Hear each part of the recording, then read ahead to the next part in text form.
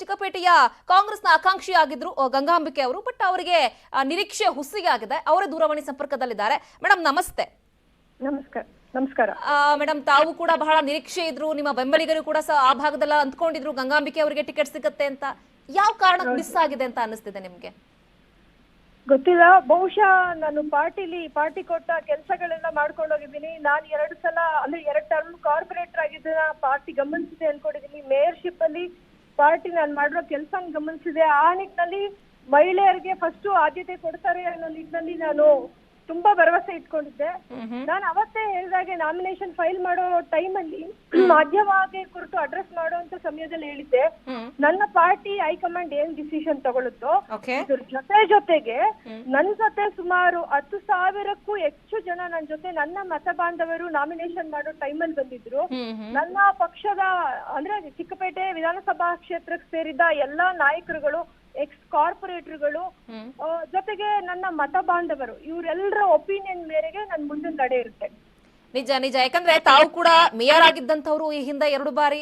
So ನಿಮಗೆ ಆ ನಿರೀಕ್ಷೆ ಇತ್ತು, ಜೊತೆಗೆ ಆ ಒಂದು ನಿರೀಕ್ಷೆಯಲ್ಲೇ ನೆನೆ ಹೋಗಿ ನಾಮಪತ್ರವನ್ನ ಕೂಡ ಸಲ್ಲಿಕೆ ಮಾಡಿದ್ರಿ.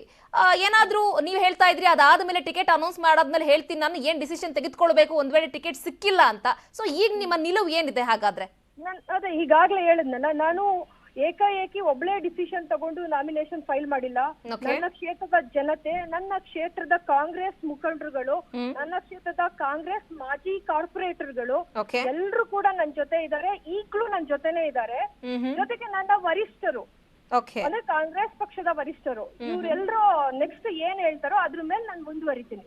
ಓಕೆ, ಈಗ ಯಾರಾದ್ರೂ ನಿಮ್ಮನ್ನ ಕಾಂಟ್ಯಾಕ್ಟ್ ಮಾಡೋದು ಅಥವಾ ನೀವ್ ಯಾರನ್ನಾದ್ರೂ ಕಾಂಟ್ಯಾಕ್ಟ್ ಮಾಡಿದ್ರ ಈ ವಿಚಾರಕ್ಕೆ? ಟಿಕೆಟ್ ಲಿಸ್ಟ್ ಅನೌನ್ಸ್ ಆದ್ಮೇಲೆ ಜಸ್ಟ್ ಈ ವಿಷಯಕ್ಕೆ ನಾನು ಯಾರನ್ನೂ ಕಾಂಟ್ಯಾಕ್ಟ್ ಮಾಡಿಲ್ಲ, ಯಾರು ನನ್ನನ್ನು ಕಾಂಟ್ಯಾಕ್ಟ್ ಮಾಡಿಲ್ಲ.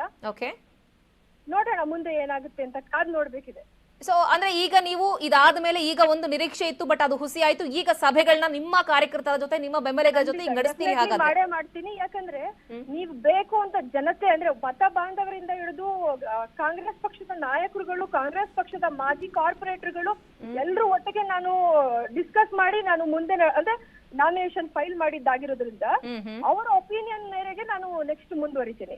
ಓಕೆ, ಸೊ ಒಂದು ವೇಳೆ ಏನಾದ್ರೂ ನೀವು ಈಗ ಡಿಸಿಷನ್ ತೆಗೆದುಕೊಂಡು ನಿಮ್ಮ ಜೊತೆಲಿರುವಂತಹವರು ಬಂಡಾಯವಾಗಿ ನಿಂತ್ಕೊಳ್ಳಿ ಅಂತ ಹೇಳಿ ಸಪೋರ್ಟ್ ಮಾಡ್ತೀವಿ ನಾವು ಅಂದ್ರೆ, ಹಾಗಾದ್ರೆ ಬಂಡಾಯವಾಗಿ ಪಕ್ಷೇತರ ಅಭ್ಯರ್ಥಿಯಾಗಿ ಸ್ಪರ್ಧಿಸ್ತೀರಿ ಹಾಗಾದ್ರೆ?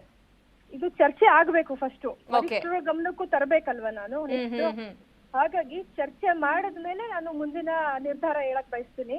ಚರ್ಚೆ ಆಗೋ ಮುಂಚೆನೆ ನಾನೇ ಏನೋ ನಿರ್ಧಾರ ತಗೊಳಕ್ಕಾಗಲ್ಲ. ಯಾಕಂದ್ರೆ ಗಂಗಾಂಬಿಕೆ ಒಬ್ಳೇ ಅಲ್ಲ ಚಿಕ್ಕಪೇಟೆ ಕ್ಷೇತ್ರಕ್ಕೆ ಏನು ಕ್ಯಾಂಡಿಡೇಟ್ ಆಗಿ ನಿಂತ್ಕೊಳ್ಳೋಕೆ. ಗಂಗಾಂಬಿಕೆ ಹಿಂದೆ ಮತ ಬಾಂಧವರು ಇರ್ಬೇಕು, ಕಾಂಗ್ರೆಸ್ ಪಕ್ಷದ ನಾಯಕರುಗಳಿರ್ಬೇಕು, ಕಾರ್ಪೊರೇಟರ್ಗಳಿರ್ಬೇಕು, ಇವರೆಲ್ಲ ಜೊತೆಗೂಡಿದಾಗ ಮಾತ್ರ ಗಂಗಾಂಬಿಕೆ ಒಂದು ಅಭ್ಯರ್ಥಿಯಾಗಿ ಕಣಕ್ಕಿಳಿಯಕ್ ಸಾಧ್ಯ. ಓಕೆ, ಸೊ ನಿಮ್ಮ ಮತದಾರರು, ನಿಮ್ಮ ಬೆಂಬಲಿಗರು ಏನ್ ಹೇಳ್ತಾರೋ ಅದಕ್ಕೆ ನೀವು ಬದ್ಧವಾಗಿರ್ತೀರಿ? Definitely. Okay, thank you Gangambike madam ಇಷ್ಟೊತ್ತು ನ್ಯೂಸ್ 18 ಜೊತೆ ಮಾತನಾಡಿದ್ದಕ್ಕೆ. ಸೊ ನೋಡ್ಬೇಕು ಹಾಗಾದ್ರೆ ಇದು ಗಂಗಾಂಬಿಕೆ ಅವರ ಮಾತುಗಳು. ಯಾಕಂದ್ರೆ ಅವರು ಕೂಡ ಚಿಕ್ಕಪೇಟೆ ಕ್ಷೇತ್ರದಿಂದ ಆಕಾಂಕ್ಷಿಯಾಗಿದ್ರು, ನನಗೆ ಟಿಕೆಟ್ ಸಿಗುತ್ತೆ ಅನ್ನೋ ಒಂದು ಕಾನ್ಫಿಡೆನ್ಸ್ ನಲ್ಲಿ ನಿನ್ನೆ ಹೋಗಿ ಅವರು ನಾಮಪತ್ರವನ್ನು ಕೂಡ ಫೈಲ್ ಮಾಡಿ ಬಂದಿದ್ರು. ಬಟ್ ಸಾಕಷ್ಟು ಬೆಳವಣಿಗೆಗಳ ನಡುವೆ, ಯಾಕಂದ್ರೆ ಅಲ್ಲೂ ಕೂಡ ತುಂಬಾ ದೊಡ್ಡ ಮಟ್ಟದಲ್ಲೇ ಆಕಾಂಕ್ಷಿಗಳಿದ್ರು. ಸೊ ಅವರಿಗೆ ಟಿಕೆಟ್ ಮಿಸ್ ಆಗಿದೆ. ನೋಡೋಣ.